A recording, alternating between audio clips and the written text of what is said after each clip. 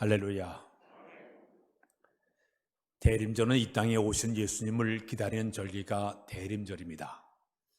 그 대림절은 4주간에 걸쳐서 우리가 절기를 지키고 있습니다.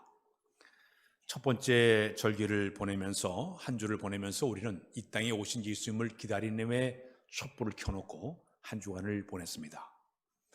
그 다음 주에는 우리가 회개의 촛불을 밝혀놓고 내 안과 것, 과거와 지난날의 모든 죄를 회개하면서 우리가 한 주간을 보냈습니다. 지난 주간에는 나눔의 촛불을 키워놓고 내가 이제 1년 동안 쭉 살아오면서 내게 남에게 사랑을 베푸지 못했던 것들 내가 기억하면서 따뜻한 말 한마디, 또 물건, 또 내가 사람들에게 찾아가서 이웃에게 나누는 그런 삶을 한 주간 동안 우리가 행동으로 옮기면서 우리가 한 주간을 보냈습니다. 이제 이번 주는 우리가 대림절의 마지막 주간을 보내고 있습니다. 네 번째 촛불은 우리 따뜻할까요? 화해의 촛불. 다시 화해의 촛불. 세상 살아가는 모든 사람들은 이 땅에 살아가면서 나라가 평안했으면 좋겠다, 그런 마음으로 삽니다. 가정도 좀 화목한 가정이 됐으면 좋겠다, 그런 마음을 가지고 삽니다. 또 우리가 섬기는 교회도 평안한 교회가 되기를 원하면서 살아가고 있습니다. 그런데 지금 우리의 주변을 쭉 보게 되면 평안과 화목되기보다는 분쟁과 불화들이 상당히 많이 일어나고 있습니다. 노르웨이의 그 통계학자에 의하게 되면 인류의 역사를 쭉 보니까 그동안 이 지구상에 몇 번 전쟁이 일어났는가 계산해 봤어요. 14,530번 정도 전쟁이 일어났다고 합니다. 크고 작은 전쟁이 계속 일어나서 1년에 평균 2번 내지 3번 정도는 끊임없이 전쟁이 일어나면서 인류가 살아왔다고 얘기합니다. 전쟁이 일어날 때마다 1년에 소요되는 비용이 600조 정도 되는 엄청난 돈이 이렇게 투자가 되면서 이렇게 전쟁 속에서 사람들이 살아왔다고 얘기하고 있습니다. 지금 이 순간에도 세계 곳곳의 이 전쟁 때문에 또 서로 간의 이 전쟁에 대한 이 준비 때문에 수많은 돈이 들어갈 뿐만 아니라 전쟁으로 말미암아 난민들도 많이 일어나고 있고 기하선상에서 고통을 당하는 사람들이 상당히 많이 있는 것을 우리가 보게 됩니다. 그러니까 세계적으로도 이게 평안하지 못한 나라 속에서, 세계 속에서 우리가 살아가고 있습니다. 특히 우리나라 같은 경우는 지형적으로 볼 때 아주 불안한 이런 그 나라가, 불안과 두려움이 있는 나라가 우리나라예요. 우리가 이 세계를 이래 보게 되면 우리나라가 다른 나라에 가서 우리나라를 보게 되면 너무너무 작은 나라예요. 다른 나라는 그 땅덩어리 크게 큰데 우리나라는 조그마한 나라예요. 이 조그만 나라 주변을 보게 되면 믿을 만한 구석이 하나도 없어요. 지형적으로 볼 때 저 일본 나라 못 믿어요. 북한 못 믿고, 저 중국도 못 믿고, 저 러시아도 못 믿어요. 여러 가지 강대국 속에서 딱 이 조그마한 우리나라 이 하나가 끼어가지고 참 이런 불안 속에서 우리나라가 하루를 살아가고 있어요. 이미 저 동독과 서독이 갈라져 있다가 서로가 이제 통합이 돼가지고 한 나라를 만들어냈습니다. 근데 지구상에서 우리나라만 남과 북이 이렇게 갈라져가지고 전 세계적으로 이 갈등 속에 사는 것이 우리나라의 모습이에요. OECD 국가 가운데 가장 갈등 지수가 많은 나라가 우리나라로 지금 손꼽아지고 있습니다. 우리나라를 보게 되면은 물론 남북 간의 국가 간의 갈등도 있지만은 다양한 그 이해 집단의 관계로 여러 가지 갈등들이 상당히 많이 일어나고 있습니다. 정치인들은 모였다면 서로 야당과 여당이 쌈박질합니다. 진보와 그다음에 보수들이 서로 싸움을 하고 있습니다. 사회적으로 볼 때 가진 자와 못 가진 자가 서로 이렇게 빈부격차 때문에 서로 간에 불안한 가운데 살아가고 있습니다. 권력을 쥔 사람과 권력을 잃은 사람 간에 서로 간에 갈등 속에서 하루하루 살아가고 있습니다. 직장 안에도 들어가게 되면 정규직과 비정규직 사람들 사이에 서로 분쟁이 일어나가지고 노사 간의 쟁투가 계속적으로 일어나고 있습니다. 참 우리나라는 이래 불안과 갈등이 있는 이런 나라가 바로 우리나라의 모습이에요. 가정도 보게 되면 가정은 좀 평안하고 화목한 가정이 돼야 되는데 우리 옛날에 내려온 말까 가화만사성이라는 말이 있어요. 이 가화만사성이라는 이 말의 의미는 가정이 화목해야 모든 일이 잘 된다는 그런 말이죠. 근데 우리나라를 보게 되면 가정 안에서 여러 가지 부부 간의 문제, 부자 간의 문제, 고부 간의 갈등, 형제가 이 다툼 때문에 이 평안이 깨진 가정들이 상당히 많이 있습니다. 우리나라의 작년 통계를 보니까 결혼한 그 건수가 24만 정도가 이렇게 결혼했다고 그래요. 이혼한 가정이 그의 반대는 11만 쌍이 이혼했다고 합니다. 특히 요즘은 황혼이혼이 점점 늘어나고 있다고 그렇게 이야기를 하고 있습니다. 그러다 보니까 나라적으로 가정적으로 이 평화가 깨지다 보니까 참 불안 가운데 이렇게 우리가 하루하루 살아가고 있습니다. 성경 말씀에 잠언 17장 1절에 보게 되면 이런 말씀 있어 우리 한번 읽어볼까요? 시작. 마른 떡 한 조각만 있고도 화목한 것이 지우기 집에 가득하고도 다투는 것보다 나으니라. 잠언 21장 9절에 그런 말씀이 있어요. 우리 한번 보겠습니다. 시작. 다투는 여인과 함께 큰 집에서 사는 것보다 우물에 사는 것이 나으니라. 이 다툼이 있게 되면 가정이 이렇게 여러 가지로 불안한 이런 모습이 되게 된다는 얘기죠. 특히 우리가 섬기는 교회는 평안해야 됩니다. 그래야 교회가 부흥할 수 있고 성장하게 되는 것이죠. 만일 교회 안에 갈등과 분열이 일어나게 되면 시끄러운 교회는 절대 교회가 성장하지를 못합니다. 제가 전에 우리 노회를 이렇게 섬긴 기억이 있는데 노회장으로 일을 지나면서 보니까 우리 대전노회 산하 110개 교회가 있습니다. 그 110개 교회 가운데 분쟁이 일어난 교회들이 있어요. 한번 그렇게 분쟁이 일어나니까 교회가 회복되질 못하고 주저앉아가지고 계속적으로 현재도 어려움당한 교회의 모습을 볼 때마다 얼마나 마음이 아팠는지 몰라요. 교회의 생명은 평안의 교회가 성장할 줄로 믿습니다. 사도행전 9장 31절에 보게 되면 그런 말씀이 있습니다. 우리 한번 읽어볼까요? 시작. 그리하여 온 유대와 갈릴리와 사마리아 교회가 평안하여 든든히 서가고 주를 경외함과 성의 이르로 진행하여 수가 더 많아지니라.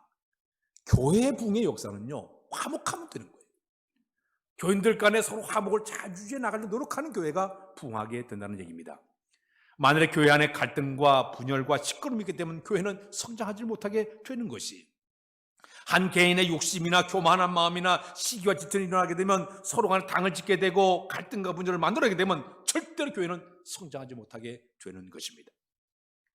에베소 4장의 2절로 3절 가운데 보게 되면 하나님의 교회를 섬기는 방법이 있습니다. 다 같이 하겠습니다. 시작. 모든 겸손과 온유를 하고 오래 참음으로 사랑 가운데 서로 용납을 하고 평안에 매는 줄로 성령 하나 된 것을 힘써 지키라. 이게 교회의 모습이에요. 성령의 하나 된 것을 힘써 지켜나가는 성도들이 되어질 때 우리 교회는 평안한 교회, 주님 기뻐하는 교회의 모델이 되게 될 줄로 믿습니다. 특히 우리 그리스도인들은 세 가지 면에서 화해 관계를 유지하면서 살아가야 됩니다. 첫 번째는 하나님과 나 사이에 화해 관계를 만들어가야 됩니다. 하나님과 나 사이에 죄를 짓게 되면 큰 담이 생겨서 하나님이 나에게 다가오려고 해도 그 죄의 담 때문에 다가올 수가 없어요. 우리 인간이 하나님께 다가갈 때 이 죄의 담이 꽉 막히게 되면 서로 간의 관계가 틀어지게 되는 거예요. 우리 하나님의 얼굴을 외면하시게 되는 거예요. 등을 돌리게 되는 거예요. 그렇기 때문에 우리 예수 그리스도를 믿는 사람들은 이 세상 살아가면서 하나님과의 관계를, 화목한 관계를 유지하기 위해서 날마다 철저하게 회개의 삶을 통해서 내 죄를 고백함을 통해서 죄담을 헐어버리고 하나님과 온전한 관계를 맺고 살아가는 우리의 모습이 되어야 될 줄로 믿습니다. 두 번째는 사람과의 화해 관계를 잘 유지하면서 살아가야 됩니다. 가정 안에서 부부 간의 관계, 부자 간의 관계, 형제 간의 관계를 잘 화해를 해야 됩니다. 교회 안에서 성도와 성도 간의 관계, 성도와 목회자의 관계, 직장에서 노사 간의 관계, 정치인의 모든 관계 속에서 불화를 다 이제 버리고 사람과 사람 사이의 관계를 화목을 유지하는 것이 우리 그리스도인들이 해야 될 두 번째 모습이라고 볼 수가 있습니다. 세 번째 화해를 할 것은 뭐냐? 자연과의 화해예요. 우리 인간들의 이기적 욕심 때문에 현재 이 자연이 얼마나 파괴되고 있습니까? 생태계가 얼마나 많이 파괴되고 있습니까? 인간이 쓰레기를 많이 벌어지고 썩어 문드러져 가지고 온 이 지구 땅덩어리가 점점점 오염되고 황폐되면서 지구가 점점 뜨거워져서 온난화가 되므로 폭설과 홍수와 가뭄 때문에 얼마나 많은 나라들이 고통을 받고 있습니까? 그래서 우리 그리스도인들이 이 땅에 살아가면서 이 자연과의 화해를 이루기 위해서 우리가 먼저 생명 살리기 운동을 앞장서서 환경오염을 우리가 방지하는 것도 화해를 유지하는 하는 방법이 되게 된 줄로 믿습니다. 자, 그런데 이 세 가지 가운데 우리 예수 그리스도를 믿는 사람들이 제일 먼저 해야 될 화해는 사람과 사람과의 관계를 화목을 유지를 해나가야 됩니다. 전 성도들을 바라볼 때마다 서로 간에 성도가 서로 하나가 되어야 되는데 서로 간에 오해와 갈등 때문에 서로 영적인 손해를 보는 성도들이 상당히 많이 있는 것을 보게 됩니다. 잘못된 관계 때문에 마음속에 상처를 받아가지고 교회를 떠난 사람도 있어요. 신앙을 버린 사람도 있어요. 마음의 깊은 상처 때문에 기도가 막히고 예배를 오도 기쁨을 잃어버리고 감격을 잃어버린 사람들이 있습니다. 심지어 열심히 봉사하던 사람이 갑자기 마음의 상처를 받아가지고 봉사를 끊는 사람들도 있어요. 제가 전에 청주에서 개척할 때 보니까 개척하고 얼마 안 되니까 사방에서 교인들이 왔어요. 다른 교회에서 여전도회 회장하고 온 사람 10명이 넘어.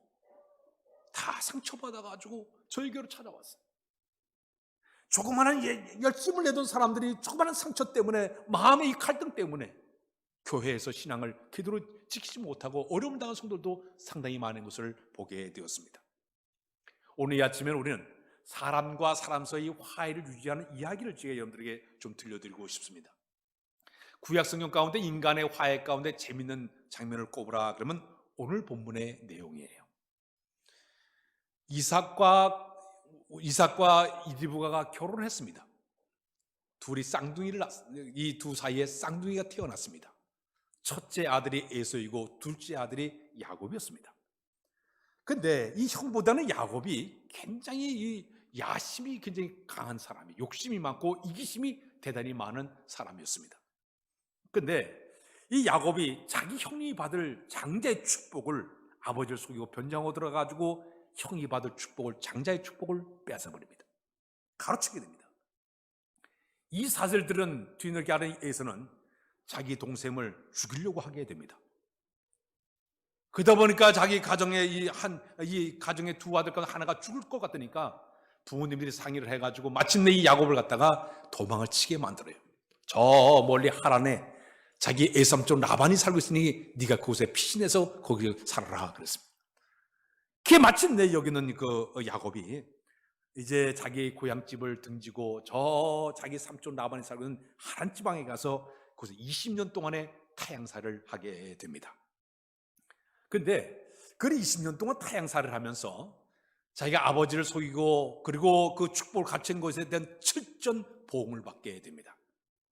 예삼촌 라반이 자기 품삯을 10번이나 번복을 하고 안 주는 거예요.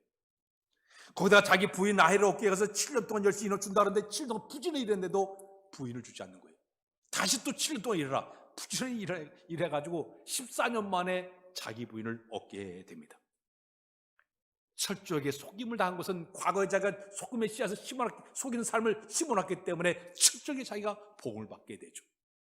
성경 흐름 보게 되면 훗날 야곱이 자기가 남을 속였던 그것 때문에 속여가 축복을 갖춘 것 때문에 훗날 그는 엄청난 그거에 대한 대가를 치러요.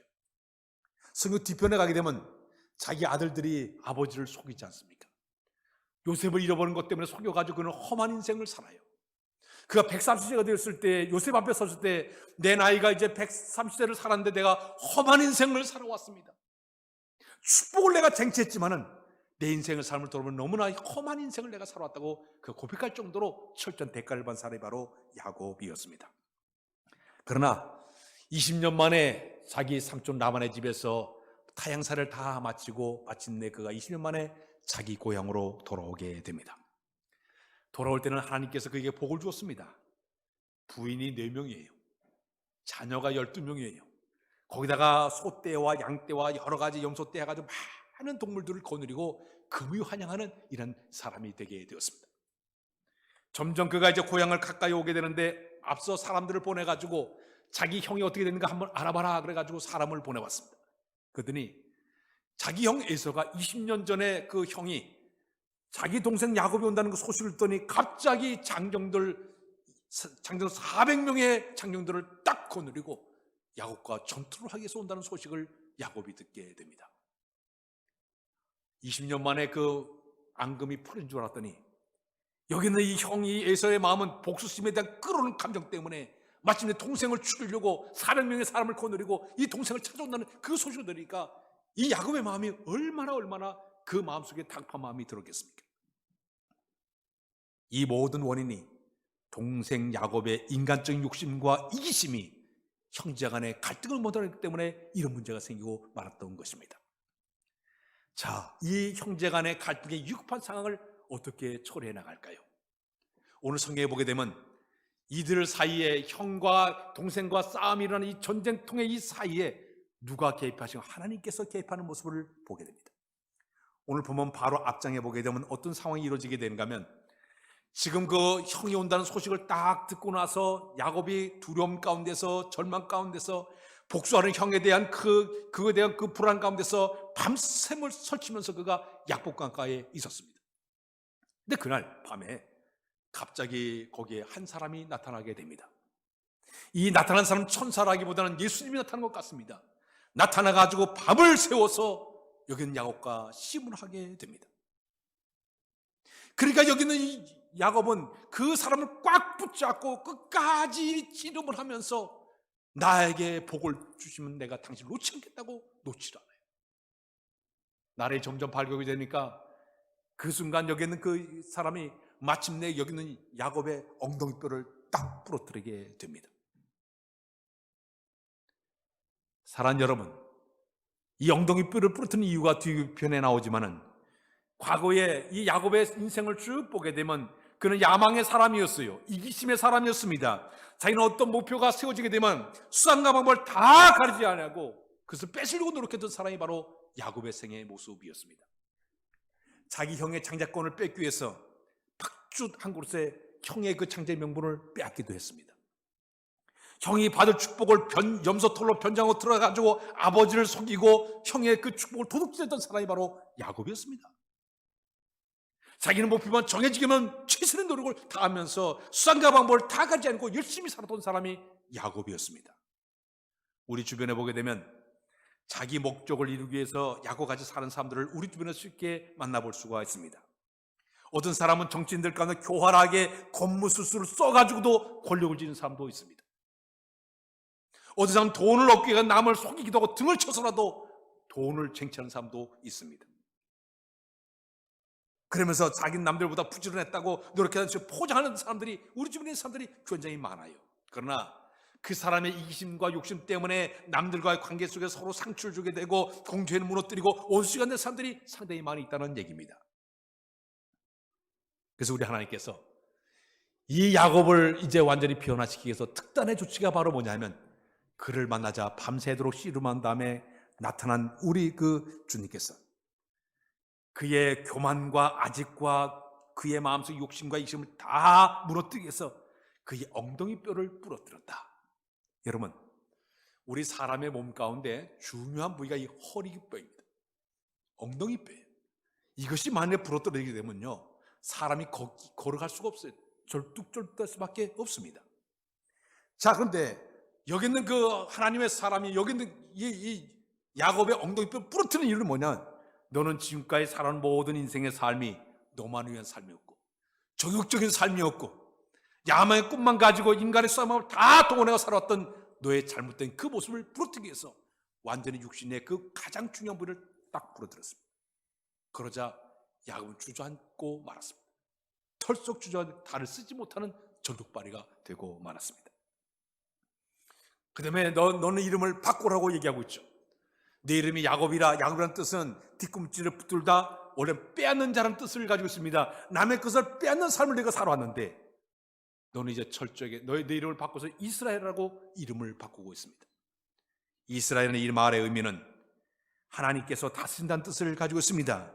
원래 하나님이 겨루 이겼다는 뜻이지만은 하나님께서 이제는 너를 다스리겠다는 뜻이에요. 이제부터 너가 인간의 욕심과 이기심을 살아왔지만 너는 이제부터는 나의 다슴 속에 살아가야 된다. 그런 의미를 가지고 그의 이름을 이스라엘로 이름을 바꾸라고 이야기하고 있습니다.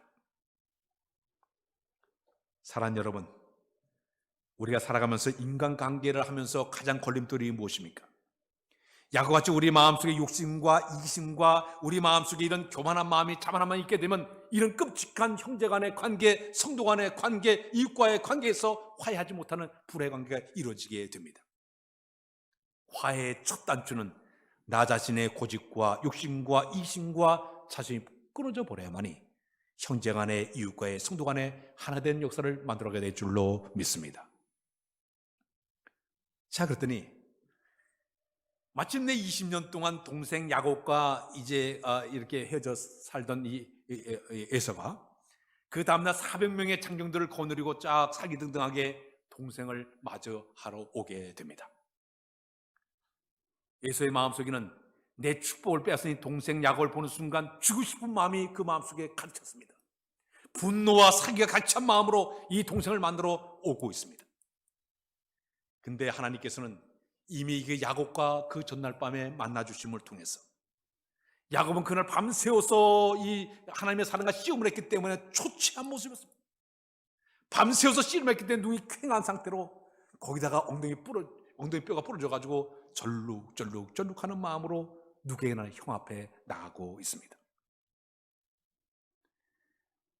여기는 이 과거에는 만나기 전에 여기는 요셉의, 여기는 그 야곱의 그 모습은요, 과거의 모든 걸 다 자랑할 수가 없었습니다.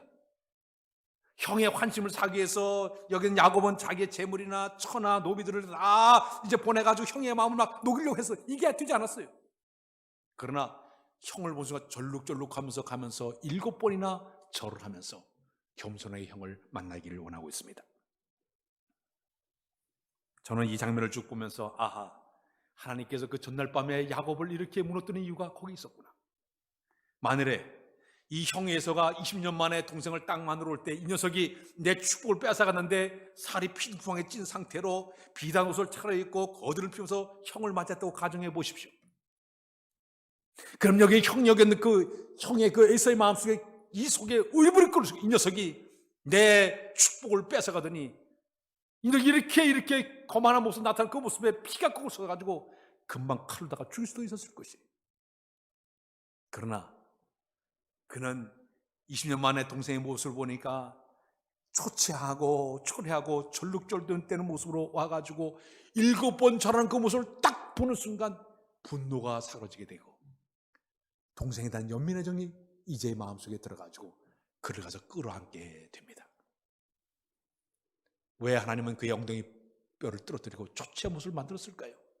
그 이유는 하나님께서 친히 기획하사 형의 마음을 누르고 뜨게 해가지고 그의 모습을 그렇게 바꿔놓은 줄로 믿습니다. 사랑하는 성도 여러분, 오늘 우리가 이 세상에 살아가면서 사람과 사람 사이의 문제의 개입, 내가 저 사람과의 사이에서 문제를 개입을 갖다가 해결한 비결은 다른 게 없어요. 하나님이 저 사람과 나 사이에 개입이 돼야 가능한 줄로 믿습니다. 저는 목회를 해오면서 제가 전에도 이야기한 기억이 있는데 제가 청주에서 개척교회를 시작을 했습니다. 근데 개척교회를 할 때 그때 이제 30대 초반에 이제 개척교회를 하면서 저희 교회에 한 분이 오셔가지고 저를 참 힘들게 했습니다. 안수사님이신데 대학 교수님이세요. 근데 이분이 와가지고 회의할 때마다 와가지고 손 들고 뭐 얘기하고 뭐 따지고 막 그러더니 거기까지는 괜찮아요. 설교를 할 때마다 그는 탁 이렇게 하고 다리를 탁 꼬고 고개를 탁 눈을 감고 이러고 앉아가지고 있는 모습을 바라볼 때마다 제 어린 마음에 너무너무 화가 났어요. 그리고 그분 때문에 너무너무 마음이 아팠어요. 그때 하나님 앞에 기도하기 시작. 하나님, 내가 그 사람을 감당할 수 없습니다. 그 사람을 우리 교회에서 나가도록 도와달라고. 심지어 1000번 기도 제목을 가지고 성냥개비 500개를 딱 끌어안고 녹음이 기도하면 하나님 그 사람 교회 떠나게 달라고 기도하게 됐어요. 근데 안 떠나요. 그런데 어느 날 전화를 받았어요. 우리 형님의 전화를 받았는데 전화를 받고 그냥 뭐 아무 전화가 딱 끊었어요. 놓는 순간 딱 머릿속에 뭐가 떠오른가면 우리 형제들도 우리 가족들 다 모이면 자기 교회 목사님 욕하고 뭐 이런데 그걸 딱 들으니까 아 그렇다. 제 마음이 누그러뜨게 했습니다. 어느 날 새벽 기도했습니다. 기도하는데 갑자기 그 사람이 문제가 아니라 내가 문제인 것을 깨닫게 되었습니다. 그 사람이 잘못된 것이 아니라 내가 사랑하는 마음으로 그를 바라보지 못한 것에 대한 하나님 책망이 제 마음속에 찾아왔습니다. 내가 그 영혼을 불쌍히 여기는 그런 마음을 갖지 못한 것에 대한 회개의 눈물이 저절로 나오게 됐어요. 저 사람 저러고 싶어서 그런 것이 아니라 사탄이 그의 마음을 움직여서 저렇게 하고 있는데 내가 그걸 사랑하는 마음으로 바라봐야 되는데 미워하는 마음으로 바라보게 되니까 문제가 있다는 사실을 알게 되었어요. 하나님, 제가 잘못했습니다. 제가 잘못했습니다. 그런 다음에 그가 찾아가서 제가 손을 잡았죠. 그리고 그분하고 단둘이 만나가지고 얘기를 했습니다. 지사님은 대학에 가게 되면 수학에 대해서는 전공이기 때문에 사람들이 인정하지 않습니까? 왜? 누구보다도 수학을 잘 알기 때문에 인정해 주는 겁니다. 저는 목회가 전공입니다. 저를 인정해 주십시오. 그랬더니 그분이 알겠습니다. 사람과 사람 사이의 문제를 우리 인간의 힘을 가지고는 해결하기 어려워요. 하나님이 개입하면 가능한 줄로 믿습니다. 이 야곱과 에서의 관계 속에서 지금 하나님께서 친히 중간에 개입하셔서 서로 간의 화해를 만들어내기 위해서 개입하셨어요. 그래서 밤새워서 씨름하더니 그의 모습을 초췌하게 만들고 초라하게 만들고 절룩절룩하게 만들어서 형의 마음을 형님의 마음을 누르뜨려서 그의 마음을 서로 하나 되게 만드는 하나님 작업이 있었기 때문에 그 다음날 에서가 야곱을 보는 순간 쫓아가서 그를 끌어안게 됩니다. 기쁨으로 동생을 맞이하고 입을 맞추고 서로 엉엉 울기 시작합니다. 20년 동안 칼을 갈던 복수심이 다 녹아져 버렸어요. 오히려 찾아가서 서로 끌어안고 목을 끌어안고 서로 울면서 서로 화해하는 역사가 일어나게 되었습니다. 사랑하는 여러분, 올 한 해 동안 우리가 쭉 살아오면서 가정 안에서 부부 간의 문제, 부자 간의 관계, 형제 간의 관계, 특히 교회 안에서 성도와 성도 간의 관계에서 오해 때문에 서로 간에 불편한 마음으로 사는 사람들이 있습니까? 기도해야 될 줄로 압니다. 하나님, 내가 너무 마음이 쓰라리고 아프고 상처 때문에 견딜 수가 없습니다. 주님이 친히 개입하셔서 이 문제를 해결해달라고 기도해야 됩니다. 성령님께서 친히 우리 사이에 개입하사 이 문제 해결해달라고 기도하게 되면 하나님의 거룩한 영이 친히 오사 그들의 마음을 서로 누러뜨리고 서로 화해할 수 있는 그런 마음을 갖게 인도해 줄 줄로 믿습니다. 성경 말씀에 보게 되면 그런 말씀이 있어요. 골로새서 3장 13절로 14절에 보게 되면 우리 한번 띄워줬으면 좋겠는데요. 골로새서 3장 13절 14절 시작. 누가 누구에게 불만이 있거든 서로 용납하여 피차 용서하되 주께서 너희를 용서하신 것 같이 너희도 그리하고 이 모든 것 위에 사랑을 더하라.